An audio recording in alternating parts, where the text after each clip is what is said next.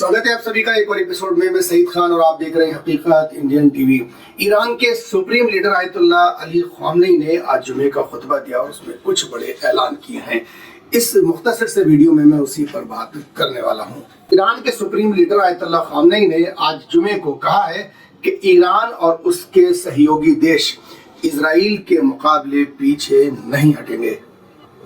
आज जुमे के खुतबे से पहले उन्होंने लोगों से बात की, लोगों से खिताब किया और ईरान ने जो इजराइल पर हमला किया है मंगलवार को, उसका भी उन्होंने इसमें जिक्र किया। आयतुल्लाह ख़ामनेई साहब ने कहा कि ईरान ने जो ये हमला किया इजराइल पर, यह कानूनी तौर पर वैध है, यानी कि ये बिल्कुल सही है और उन्होंने इसको जायज ठहराया। ये बयान उनका हसन नसरुल्लाह की मौत के बाद आया है। इस बीच ये भी खबर आई है कि हसन नसरुल्लाह की मौत के बाद आज हाशिम सैफुद्दीन की, यानी कि जो उत्तराधिकारी थे, उनकी भी हत्या कर दी गई है। और हमारे भारत में तमाम न्यूज़ चैनल इस खबर को सुबह से चला रहे हैं और उन्होंने इस खबर की पुष्टि कर दी है। लेकिन किसी भी इंटरनेशनल मीडिया पर मैंने कई चैनल खंगाले और कई पोर्टल देखे, इस खबर की किसी ने पुष्टि नहीं की, यानी कि यह खबर किसी के पास नहीं है सिवाय इंडियन चैनल के अलावा। आगे उन्होंने अपने खुतबे में कहा कि ईरान और लेबनान सहित तमाम देशों को अपने नागरिकों की सुरक्षा के लिए इस तरह के हमले करना जायज है। आगे उन्होंने कहा कि फिलिस्तीनियों और लेबनान और ईरान इस तरह के तमाम देशों को अपने बचाव के लिए हमले करने का अधिकार है। एक साल पहले इजराइल से ये जो जंग शुरू हुई है, इस पर उन्होंने कहा फिलिस्तीन, लेबनान, इराक, मिस्र, सीरिया और यमन सबका एक ही दुश्मन है। यानी कि उनका इरादा साफ था कि इजराइल जिस तरह से आज फिलिस्तीनियों का नरसंहार कर रहा है और आने वाले कल में एक एक करके इन तमाम देशों को वो टारगेट करेगा और अमेरिका उसका इसमें साथ दे रहा है। जो कुछ ये हो रहा है इसमें इजराइल नहीं बल्कि अमेरिका भी बराबर का भागीदार है। अली ख़ामनेई साहब का ये बयान एक हफ्ते बाद आया है। एक हफ्ता पहले Hassan Nasrallah, brigadier general Abbas, इन तमाम की हत्या के बाद आया है। ईरान ने हसन नसरुल्लाह की शहादत के बाद इजराइल के सैन्य स्थानों पर और जासूसी ठिकानों पर 200 मिसाइलें दागी थीं।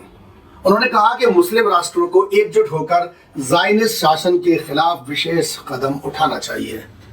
आगे उन्होंने कहा कि इजराइल पर जो हमने कार्रवाई की है, यह कानूनी तौर पर वैध और जायज थी। इससे पता चलता है कि ईरान हमलावर के खिलाफ कार्रवाई करने में ना तो जल्दबाजी करता है, ना ही कोई संकोच करता है। राइटर के हवाले से एक और खबर आ रही है। आज बैरूत में एक सटीक हमले में मोहम्मद राशिद सखाफी को मार दिया गया है। अभी तक इस हमले की विस्तृत जानकारी अभी नहीं आई है। और दूसरी खबर यह है, बैरूत के दाहिया में जो हिजबुल्लाह का गढ़ है, आधी रात के करीब हमले की दोबारा चपेट में आ गया है। और दूसरी तरफ इजराइल ने अपने 11 इलाकों से नागरिकों को हटने के लिए कहा है। बैरूत और उसके आसपास के इलाके में और एयरपोर्ट पर वहां पर हमला हुआ है और लेबनानी नागरिकों ने यह कहा है कि हम भय के साए में जी रहे हैं। लेकिन अमेरिकन राष्ट्रपति जो बाइडेन का एक बयान आया है कि ईरान के इस हमले के जवाब में ईरान के तेल क्षेत्र और खुफिया ठिकानों पर हमला हो सकता है। जो बाइडेन ने कहा कि फिलहाल हमने इजराइल को रोका हुआ है। आपको बताते चले, ईरान और इजराइल के बीच तनाव इस वक्त अपने शिखर पर है। जो बाइडेन ने आगे कहा है कि जो इजराइल पर ईरान ने बैलिस्टिक मिसाइलें चलाई हैं, इजराइल उसका जवाब देने के विकल्प तलाश रहा है। ईरान ने लेबनान में जो इजराइल के सैन्य ठिकाने थे, उन पर जो हमला किया है, इजराइल उसके जवाब की तैयारी कर रहा है और इसकी पुष्टि अमेरिका के राष्ट्रपति जो बाइडेन ने की है। मतलब जंग का दायरा बढ़ता ही जा रहा है और आसपास के ममालिक इसकी चपेट में आते जा रहे हैं और कई मीडिया हाउस इसको वर्ल्ड वॉर 3 का नाम दे रहे हैं।